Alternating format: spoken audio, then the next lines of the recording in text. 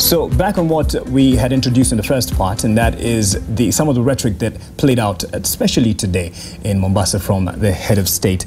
And the way it's played out, people have accused the media.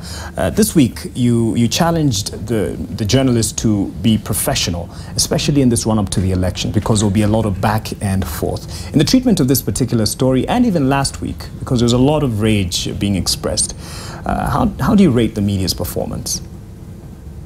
Thank you, Mark. One is that some of those things are happening. It's challenge of live broadcasting, and sometimes it limits the much the media can do. While the broadcasting code now says that delayed response of 7 seconds and the rest, because sometimes you don't know what the person would say. So that in terms of preparation, what do you do with such? But some of it wasn't even live. It was followed up. But that's where I was coming to. But two, I think while that is happening in the political scene, those insults and the thing, I think we have also a bigger responsibility as an industry or a profession to also show some way. Because we are professionals, we are parents, we are everything. Some of these scenes when they come at 7 News and our kids are there and these leaders are insulting each other. Well, I mean, so to me sometimes I look at it that we have a bigger responsibility sometimes. There are things we can't obviously hide, but we can decide to show. For example, we can be fighting. You can decide to show when I'm hitting somebody is bleeding. You can decide to show when somebody has separated us. You can decide, but it's the same fight. So sometimes we need some discretion in terms of how people are determining what clips to use and at what level. Yes. Doris, and then Macharia. Yeah, we know, for instance, that the media was heavily criticized after the 2008 post-election violence. And part of the reason was that it was extremely open about everything that happened, you know. And I think the Kriegler report roundly criticized the media and implicated it for contributing to the post-election violence. And one, we cannot run away from what came out. But again, as Victor says, how do you respond, you know, when there is that kind of situation? Because the media has been liberalized in this country, and we have at least 3 or 4 main dailies. I can talk of the Daily Nation, I can talk of the Standard, I can talk of People, I can talk of the Star. Yeah, the Star. And now the challenge is, if the nation exercises discretion and doesn't say what it saw, there's a backlash from the readership that, you know, why are they protecting the president? You know, unless there is a coordinated response like there was to end the violence that I already talked about, you know, where the major dailies agreed to go with one commentary, you see, you know. Some would say that's some form of, yes, editorial dictatorship. But let me hold you on that point. In the case, Macharia, as you weigh in the case of protection of the people, do you think this is... I think we have to be very careful with, we have some responsibility, and we have to use that judiciously. Let us not remember that our leaders are weighed or assessed by what they say and what they do. It is not our job to cover up for them. It is not our job to, if they expose themselves for having short tempers or for speaking loosely, the guys used to call loose tongues. Right. It is not our job to cover up for them. And we certainly cannot be gagging the president or any other senior leaders. Let him speak, and then Kenyans can judge whether this is the kind of person who has a right temperament to be president or to remain as president, right, or to be elected president. Not just him, but everybody else, whether it applies to Raila or Kalonzo or Ruto or anybody else. It's not our job to cover up for them. But on this particular case, the Turkana case, I noticed something in that these clips were played over and over again. The exchanges between Uhuru and the Turkana governor, Nanok. Yeah. And I felt that the clips which were played presented a picture that was not quite accurate. Let's play it actually. Because the president was not, we saw the president very angry and Nanok very calm and reasonable. But the president was not responding to Nanok.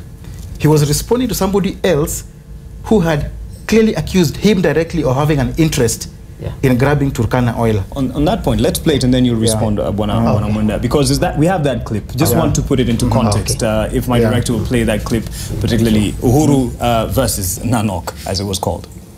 Mtu akisimama hapa aseme ti Uhuru akona haja na mafuta ya wengine, ashindwe na sheitani mshenzi. Mimi watu wasiwe watu ambao watakuja kudanganya Wakenya. Pingamizi yetu ni upunguzaji ya percentage. Imetoka kule juu pesa mingi matrilioni ikakuja bilioni 22. Ya jamii community kutoka 10% to 5% ikaweko tena capping. Ikakuwa bilioni 3. Hiyo ndio shida yangu. Mimi napitisha sheria, ni bunge. Mimi ni kuweka naweka kidole. Alafu mjinga anakuja kusema hapa ati mimi nafanya mambo ya hiyo siwezi. Na msiwe watu ambao mtasikia porojo. Mkisikia mambo ya porojo, sio Uhuru atapotea, ni nyinyi mtapotea. Ni nyinyi mtapotea. Tunaelewana wenzangu? Bahali kuna haki, sema haki. Bahali ambapo ni tafadhali. Sababu katiba inasema gawa mzuri. Sisi hapa tuna uwezo, unaweza tusaidia hiyo uwezo, tuweze kusimamia pesa hii na tuweke hazina ambayo ni ya kesho na kesho kutwa. Mheshimiwa Rais, ukikamilisha hiyo utasikika hapa zaidi. Kwa kufikiria mimi ni mtu ya kutishwa, watafute mwingine. Kura ni kura na tutakuja kuomba kama wengine. Mtupatie, mkose kutupatia. Kwani mnafikiria dunia itaisha? Wacha story mingi hapa bana. Dunia itaendelea. Au ni namna gani? Si ni hivyo? Na ndipo tuwasema kwa viongozi tuheshimiane jameni. Tumeweza kupokea kwa miaka 4 bilioni 33. Sio 50.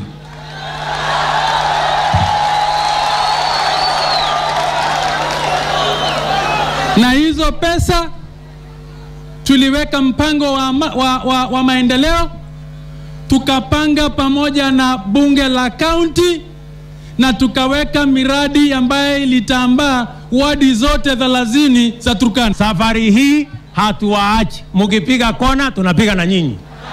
Mukipiga kom tunapiga na nyinyi. Serikali ya 2017 tunaunda pamoja na nyinyi.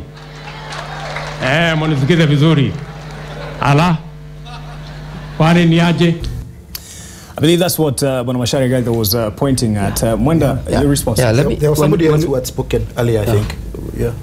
When you look at that video and the editing, you can see clearly they are, it's meant to look like they were answering or responding to one another. Clearly, that is not the situation. But from even going back a bit, even the circumstances at which the president went to Turkana, there was a conference of governors in Naivasha, and it was as a result of discussions they had that he was invited by Nanok to go to Turkana. Right. So that in itself should inform the basis that there was no dispute or there was no quarrel between the president and Nanok.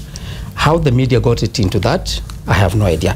But basically what the information I have was that the president was referring to others, or what he called visitors to Turkana, who had gone and made claims that he was personally interested in grabbing oil reserves in Turkana. But when you look at the exchange between Nanok and the president, even you can look at the body language of Nanok clearly, because it's clear that it's not him who is being referred to. So let's say he was referring to Raila. Okay. Would it have been any better? Well, it depends on the circumstances. The president is a human being. It doesn't mean that if he is pushed to a certain extent, he should also be able to express himself. He has not called for somebody to be arrested, but I think he also deserves to express his anger at certain things. One of the things you need to realize also about, as a president, he also deserves to express his anger when he is pushed to a certain extent. It's not necessarily that he's going to ask for somebody to be arrested or to action to be taken against him, but I think it's within his right to do so. But I think, yeah, I agree. It's within his right to express himself and to express anger and to be emotional and to be passionate about some things. But I think a president also has to be measured in the way he responds to any situation. And I think public tantrums are not good for a president. But that said, but still, let me just. But still, I will say. But still, I will say. Let me finish. Still, I will say that clip and the way it is put together is misleading. All right. Particularly because it shows as if they were involved in a to and fro exchange, which was not the case. Secondly, it does not show the fellow who had spoken before Nanok. And he is the one who made a statement to the effect that the president personally or his family want to grab oil in Turkana. I saw that clip on one channel, I don't remember which one, but I think that was what provoked the president, not what Nanok Let me tell you, there are two ways of dealing with this. Yeah. Like, for instance, let's say all of us here have had the advantage of possibly in the media covering the three presidents that you've had from Moi. Yes. Well, I don't think, maybe Kenyatta, no. The other, the first Kenyatta. Yeah. But I have a clip of that. Yeah, but from Moi. There are two ways of, as a president, of reacting to this. You either react to a situation of provocation. You either keep quiet, and the fellow finds himself, whoever has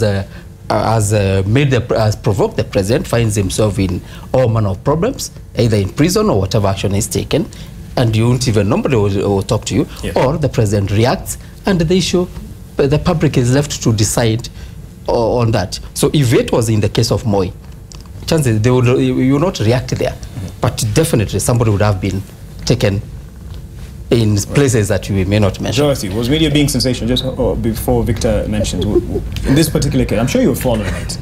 I have, and of course, it's not an issue that anybody would wish to run away from, because it was right there, and unfortunately, in spite of what my colleagues are saying, Macharia, Mwenda, that the clip was misleading, the lay person who does not know about Photoshop and juggling with pictures cannot tell, that somebody was there who spoke before Nanok.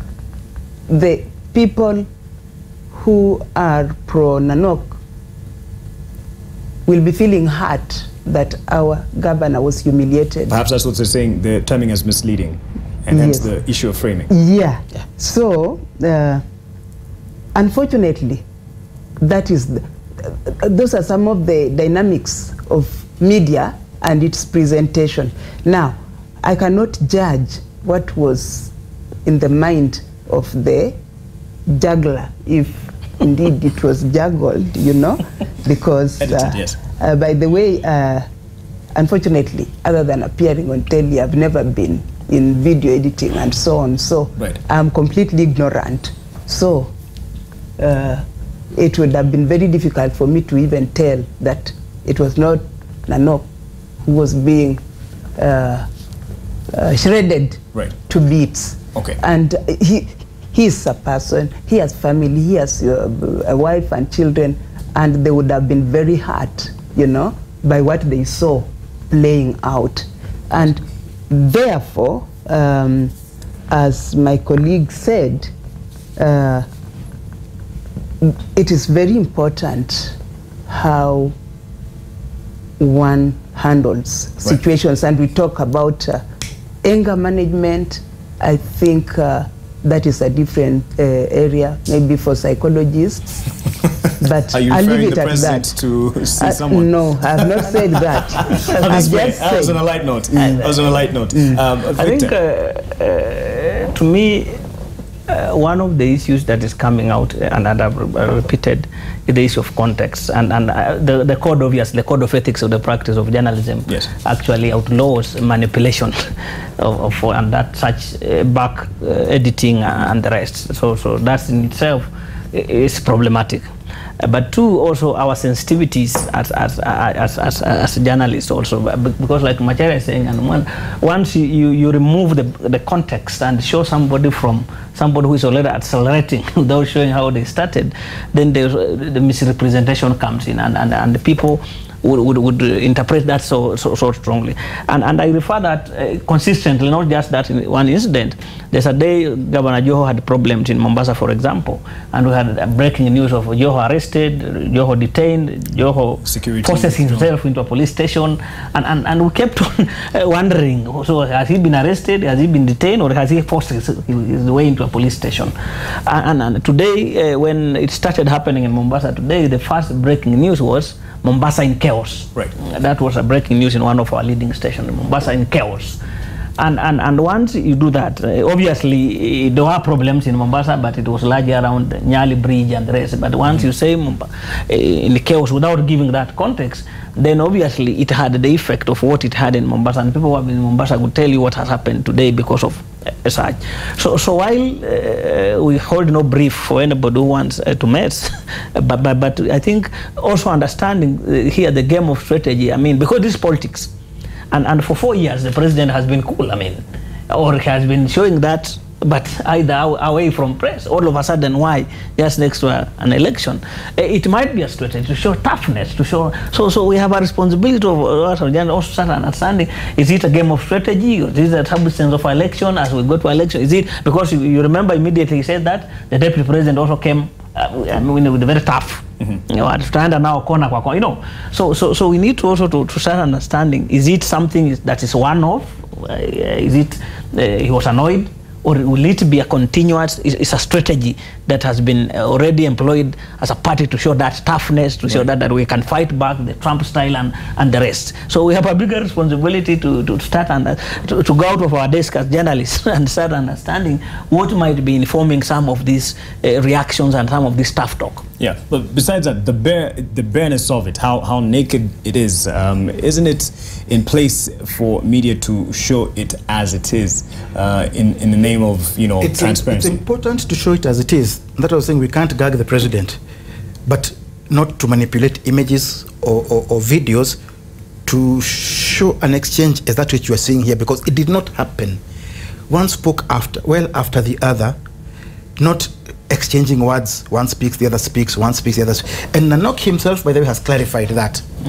That it did not happen the way it's being depicted. Right. So this was not a case of media showing it as it was. It's actually the media almost manipulating news to give a situation that wasn't the way it was.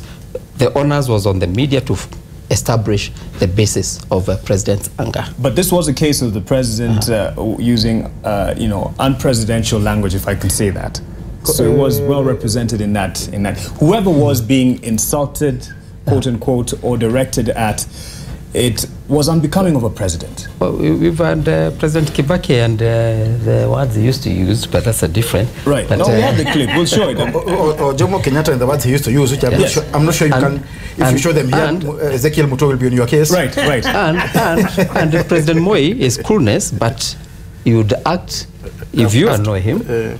You'll not see him coming for you, but he will come for you, and you'll not hear him talking about it. Right. So there are all the different ways of leadership, different approaches. The consistent thing that we're getting is that while those human things are there, but by virtue of some offices, there's some things you must manage.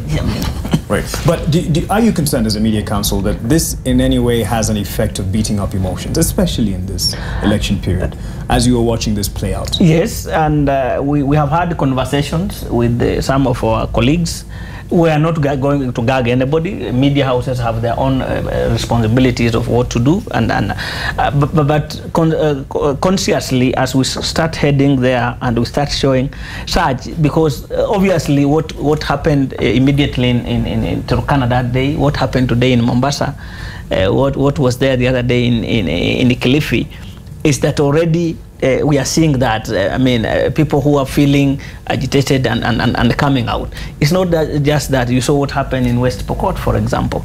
So we need to show some cautiousness in terms of how do we present, how do we package information and sharing it, because from what I've already seen in Mombasa today and a few areas, it's already people are preparing. The worst that is going to happen is even now to the media houses themselves, because how safe now are the journalists? Because like what we are seeing. In fact, at the barber shop, I was told by a barber that yes, I go to the barber, that 3 people have marked me for the consistent coverage of this particular anger in chief, the president being angry.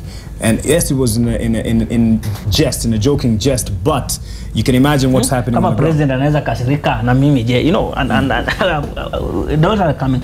So yes, not gagging, not censoring, but we need to consistently start cautiously presenting some of these things. And now the worst is happening, not the worst in terms of bad, but if with the live coverage now, our 3 TV stations have live coverage, and every 2 seconds anything small happens, you will see the red color, breaking news. Then somebody is on site. And once they start presenting that, it's causing a lot of some uneasiness. Right. What Victor is saying is the real issue and the real problem, because media houses are in competition. And as I've said already, if you seem to shy away from what is happening, and Mash has properly put it that we cannot gag the president, then the readers are really what make or break media houses, you know. I remember a time when I was still a student at the university, and we literally banned copies of The Nation for going with the headline, JM is in Zambia, when others were saying JM is dead. So what you say, and when you say it, is extremely important to the reader. And I think that is what is happening, and it is going to be very difficult to manage this. And therefore, the onus is upon those who are entrusted with the leadership, because I personally believe that no leader rules alone. He has advisors, he has friends, he has wives, he has mothers, and so on, you know, who can say, hey, you know, recently you said this, you know, it didn't go well with the people. Watch it.